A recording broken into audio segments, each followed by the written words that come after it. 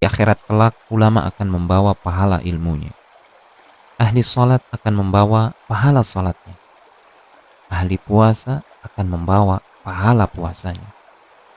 Ahli Al-Quran akan membawa pahala tilawahnya.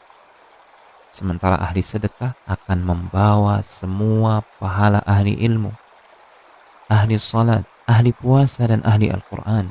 Kenapa? Karena dengan hartanya dia telah membantu tersebarnya ilmu.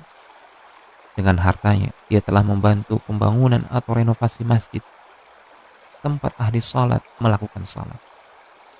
Dengan hartanya dia memberikan makan orang-orang yang berpuasa. Dengan itu dia meraih pahala orang-orang yang berpuasa. Dengan hartanya dia telah mencetak serta menyebarkan Al-Quran dan kitab-kitab para ulama. Semua pahala mereka akan diraih oleh ahli sedekah.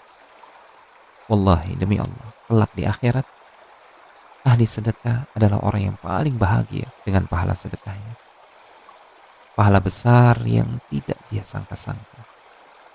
Man tasaddaqa bi'adli tamratin min kasbin tayyibin ولا يقبل الله إلا الطيب فإن الله يتقبلها بيمينه ثم يربيها لصاحبها كما يربي أحدكم فلوة حتى تكون مثل الجبل.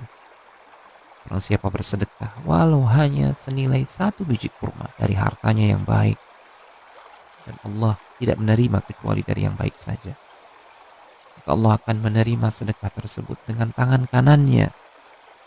Allah akan memelihara dan mengembangkan pahala sedekah tersebut sebagaimana salah seorang di antara kalian memelihara dan membesarkan kuda kecilnya, hingga kelak di akhirat tiba-tiba dia melihat pahala sedekahnya sebesar gunung. Allahu Akbar. Hadis ini sahih riwayat Al-Bukhari dan Muslim.